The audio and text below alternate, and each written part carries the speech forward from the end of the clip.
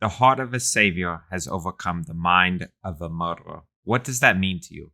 Well, probably if you haven't played the Dark Urge playthrough in Baldur's Gate 3, nothing.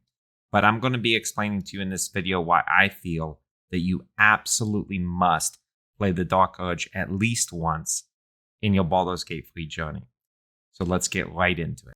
After playing over 100 hours in 1.0 Baldur's Gate 3, I've come to realize that for me, the Dark Urge has been my favorite of these hours. When I'm playing as 4, God of Thunder, as a Dark Urge Paladin, the choices that you have are just immense. You can honestly play as a good guy that's becoming a bad guy that's trying to turn into a good guy. You can play anything. And the Dark Urge storyline, as you start to get through the game, becomes extremely compelling. Now, in this first part of the video, I'm not going to be giving away many spoilers. I'm just going to be keeping it as clean of spoilers as possible for people that have not experienced the Dark Urge playthrough. However, later in the video, I'll be going into a spoiler section where I will be kind of going over what I think of the entire Dark Urge plot and how I feel the payoff is. So let's start out with actually why you should play the Dark Urge. The Dark Urge is a very unique, very, very unique origin because it's the perfect mix of having a custom class. You can completely choose the race and class that you're playing.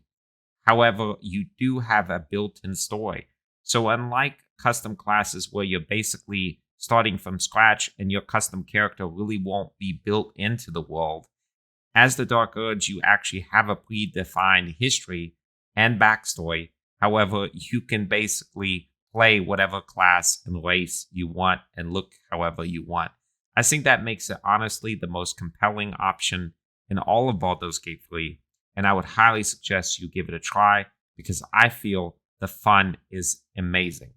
Another thing I want to really clarify and mention on Dark Urge is I feel that when you're playing as Dark Urge, some of the dialogue options are the best in the game. Like I mentioned at the start of the video, some of these lines in the Dark Urge playthrough really stuck with me. And I wanted to ask in the comments, definitely comment below. Tell me if you've played Dark Urge, what are your favorite lines from that playthrough? I think the voiceover narration and just your thoughts basically constantly being narrated to you is amazing because you can either fight against your, worst nature or you can give in to it. And both of them have really large consequences. And I think ultimately that's what makes Baldur's Gate 3 great, is it's a game about choices and the consequences of those actions. Unlike most video games, and very much alike real life, every choice you have in Baldur's Gate 3 has meaningful consequences as the game continues. And a lot of times, even doing something that you think is good in the moment will actually come back to bite you in the end. So yeah, it's something that is very, very realistic and I think really brings you into full immersion in the game. So that's why I think, honestly, Dark Urge is one of the best ways to play the game. So now I wanted to talk about the disadvantages of playing the Dark Urge. Now, ultimately, guys, I want to put this choice in your hands. And to do that, you need to be armed with knowledge in as spoiler-free way as possible. So if you're playing as the Dark Urge, you will, without really any choice, have to kill certain people. There are certain events that are predetermined, and you will basically murder people, including one particular person that is basically completely innocent and has come to you for protection. This is one of the only times I feel like the Dark Urge actually slips up, because as far as I know, this particular scene that I'm talking about has no way to actually get around it, so it's not something that you can really actively choose not to do. However, if you pass skill checks, most of the other deaths in the game are avoidable. But without actually going into who, I will tell you that playing as the Dark Urge can have very, very severe consequences. If you fail speech checks or if you fail dialogue checks and skill rolls, you can end up killing your companions. You can end up killing the person that you're romancing. You can end up killing literally vendors that sell important items or fix certain items relating to your party. So playing as the Dark Urge does have drawbacks. It does have disadvantages. I feel like in every one of these cases, the actual interplay and the actual internal struggle adds to the ambiance of the game. It pulls you in, it increases the immersion. So for me, this isn't personally a disadvantage. But before I recommend playing the Dark Urge to anybody, I wanted them to be fully aware of the consequences of playing as this character. And it is kind of like playing the game on hard mode. It definitely isn't as easy as certain other playthroughs. However, you do get some very, very, very important perks. You get a Deathstalker Mantle, which is basically a cloak that after you kill an enemy allows you to go invisible for 2 turns. So this can be very strong. The item is very good. And you also get access later in the game to, let's just say, a transformation that allows you to deal absurd amounts of damage if you make certain choices. So I wanted you to kind of be armed with the disadvantages, the negatives of playing as Dark Urge. And really, you need to ask yourself, can you live with these choices that you make? If you fail a skill check, are you going to basically be save scumming and reloading that save? Or are you going to live and deal with the consequences? I would really suggest playing as the second type. Live with the consequences, really embody the Dark Urge, feel that you're fighting against or giving in to these compulsions, and that ultimately that is your story. Because I feel just like Dragon's Age Origins, I feel like that's when the game is at its best, when you're fully immersed in the story, and whatever happens, you just go with, and you actually engage with the story in a very organic and natural way.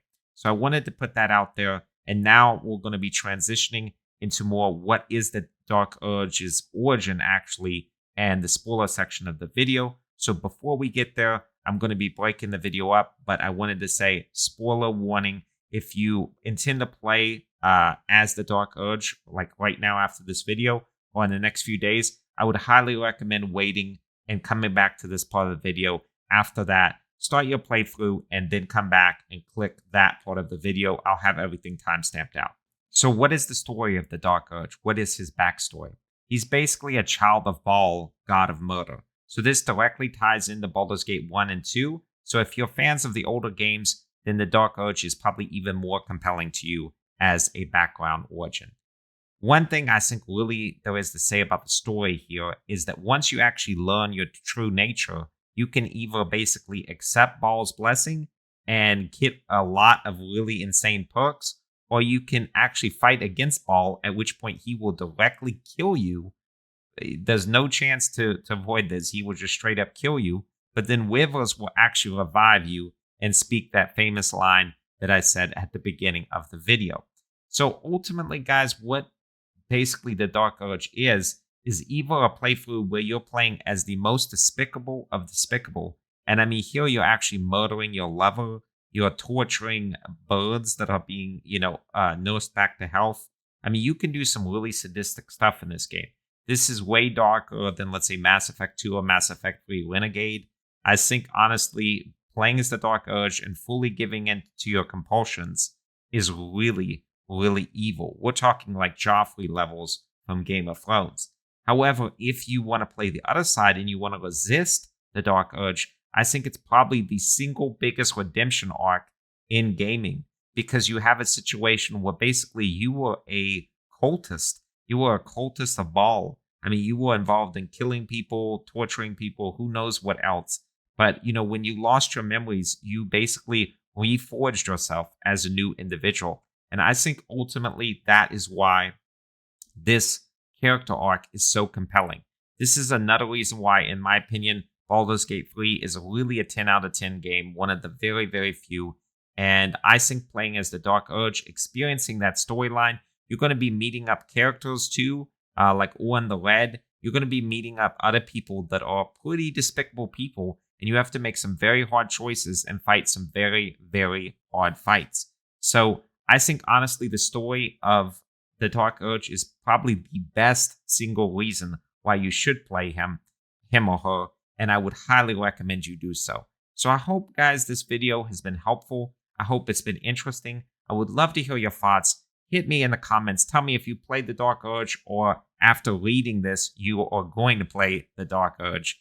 And really, guys, I would so much appreciate it. Hit that heart, hit the like, hit the subscribe. It really means a lot to me, guys. I'm a small content creator, and every single like, every single comment is replied to. Every single subscriber is so much appreciated. Thank you guys. I hope you enjoyed this video, and I'll see you in the next one.